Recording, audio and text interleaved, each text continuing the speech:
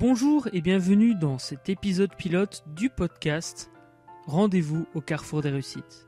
Je suis vraiment heureux de pouvoir vous partager de nouvelles choses au travers de ce nouveau format.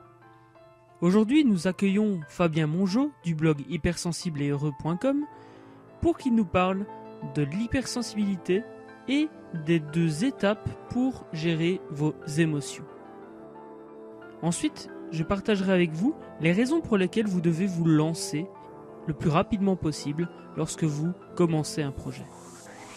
Bienvenue au Carrefour des réussites, présenté par David Valsi Machinan, initiateur d'inspiration. De nombreux partages pour obtenir plus de temps, améliorer votre santé et augmenter vos revenus. Conférences, formations, podcasts et interviews pour que vous puissiez atteindre votre liberté. Rejoignez la communauté de ceux qui entreprennent leur vie. Rendez-vous sur www.carrefourdesréussites.com. Ce podcast est également disponible sur iTunes. Avant de commencer, je souhaite remercier toutes les personnes qui suivent le Carrefour des réussites de près ou de loin.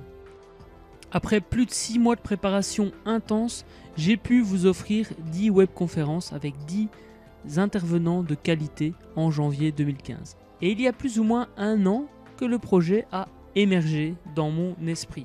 J'avais déjà envie de co-créer, d'aider les autres, mais je ne savais pas sous quelle forme j'allais le faire. Et le Carrefour des réussites est né, en tout cas l'idée est née.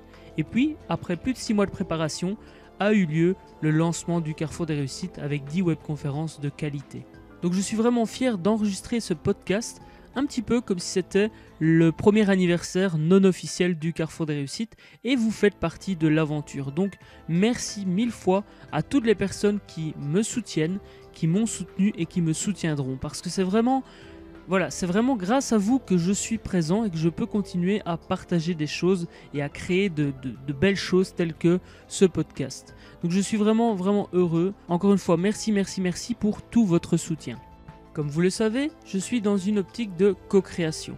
Vous pouvez donc d'ores et déjà me partager les thématiques que vous souhaitez voir abordées dans ces émissions.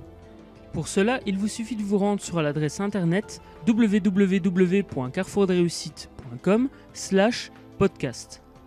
Vous y trouverez un formulaire que vous pouvez remplir. Je recevrai ainsi les idées de thématiques que vous souhaitez que j'aborde dans les émissions et les questions auxquelles vous souhaitez que je réponde. Je souhaite également mettre en avant les membres de la communauté au travers de ces épisodes. Donc je vais accueillir certains membres de la communauté. Si vous avez envie de venir parler de vos projets, partager vos expériences entrepreneuriales et que vous avez envie de co-créer de la valeur, eh bien je vous invite à me contacter à l'adresse podcast@carrefourdesréussites.com. Retrouvez tous les épisodes sur www.carrefourdesréussites.com/podcast. Il y a quelques semaines, j'ai eu l'occasion d'interviewer Fabien Mongeau du blog hypersensibleetheureux.com. Je lui ai posé la question: qu'est-ce qu'une personne hypersensible ? Voici sa réponse. Alors pour moi, l'hypersensibilité, j'ai choisi ce mot-là parce qu'il y a plein d'autres appellations, plein d'étiquettes, bien souvent que je ne supporte pas, peu importe. Je ne veux pas enfermer la personne dans quelque chose. L'hypersensibilité, c'est vraiment quelque chose de concret qui se passe dans le corps, qui se passe au niveau des sens, des 5 sens, où il y a ces 5 sens qui sont vraiment hyper stimulés, qui sont très très développés.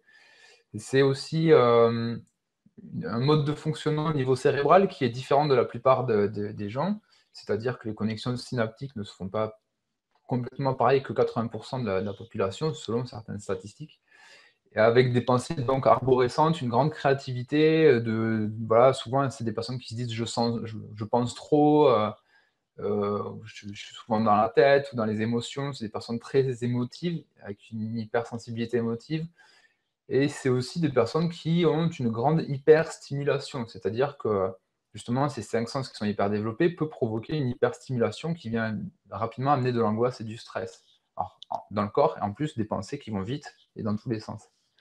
Donc voilà, c'est un mode de fonctionnement vraiment atypique qui représente 20% de la population, et ça, on a constaté que c'était chez tous les mammifères en fait.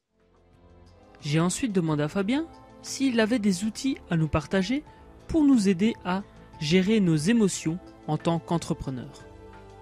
Alors tout d'abord, ce que je dis souvent aux personnes que j'accompagne et dans mes vidéos et tout ça, c'est accueillir l'émotion.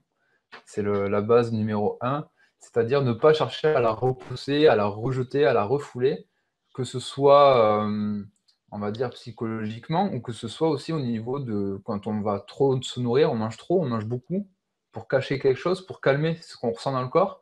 On va picoler, on va boire de l'alcool, on va se droguer parfois, et on voit beaucoup d'entrepreneurs, il y en a oui, j'en ai connu, j'ai eu des patrons qui fait de la cocaïne, qui picolaient. Ça, c'est bien, sauf que ça réduit l'énergie, la performance et au bout d'un moment, le corps, il lâche, quoi. Et chez une personne hypersensible, souvent, il y a cette fuite parce que l'émotion est tellement décuplée, exagérée quelque part pour les autres, que c'est encore plus difficile finalement, même si on la refoule, c'est difficile de ne pas la laisser transparaître. Elle sort quand même. Donc c'est d'accueillir ça, de dire: «OK, je suis en train de vivre ça dans mon corps, je suis en train de c'est là, c'est présent. Je Ça sert à rien que je le fuis, ça reviendra», quoi. Ça, c'est en un.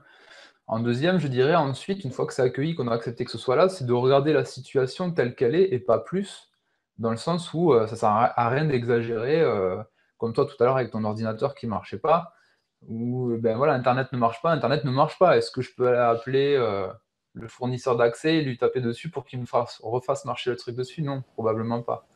Donc c'est juste accepter que la situation soit telle qu'elle est et pas plus. Puis après, je dirais en troisième point, ben, c'est de mettre une musique ou sortir dehors, faire quelque chose qui nous met en énergie, se redresser, voilà, exprimer. On peut aussi exprimer cette émotion par les mots, si on sait le faire. Écrire, cristalliser les pensées qui voilà. Il faut savoir que les émotions, elles viennent suite à une pensée. Il y a d'abord la pensée, après il y a l'émotion. Donc pour les personnes hypersensibles, c'est vraiment ça, accepter, accueillir et accepter qu'on soit encore plus émotif que les autres, ça c'est indéniable. Je lui ai ensuite demandé comment nous pouvons passer d'un état de peur à un état de bien-être. Déjà, la peur, c'est comme, c'est une forme d'émotion, je dirais, et il faut savoir que la peur, elle est là pour nous donner un signal. Ou c'est un signal de protection, à la base, c'est ça, la peur, elle est là pour, générer un stress qui va nous donner l'énergie à notre corps, face à un prédateur, par exemple, ou quelque chose. Le prédateur, ça peut être un animal ou autre chose. À l'époque préhistorique, c'était plutôt des animaux. Aujourd'hui, on n'est plus dans ce cas-là et c'est pour ça que le stress, on ne sait plus l'évacuer. Mais ça on fonctionne toujours pareil. Donc en premier, on va chercher à fuir. Si on ne peut plus fuir, ben, on est face au prédateur, donc il faut se battre, il faut lutter. Et si on n'est pas assez fort pour lutter, il faut passer en mode soumission. Et dans notre société actuelle, et encore plus quand on est entrepreneur et surmené, la soumission, c'est le burn-out et la dépression. C'est quand vraiment on ne peut plus rien faire. Lutter, est-ce que c'est la solution? Non. Quand on lutte, on n'accueille pas. Donc le fait, la fuite, c'est pas une solution non plus. Et je reviens aux émotions maintenant, c'est parce que c'est vraiment la démarche qu'il y a à faire. Plutôt que de fuir, je l'accueille, elle est là, c'est trop tard. Donc plutôt, une fois vu que c'est trop tard, la deuxième étape étant la lutte, ben, je ne vais pas chercher à lutter contre cette émotion en buvant de l'alcool ou en me droguant ou en mangeant trop. Au contraire, là aussi, je ne dois pas lutter, je dois l'accueillir comme une amie. Elle est là pour nous indiquer un chemin, moi j'appelle ça des GPS même. J'ai fait une vidéo sur voilà, comment transformer ces émotions en GPS.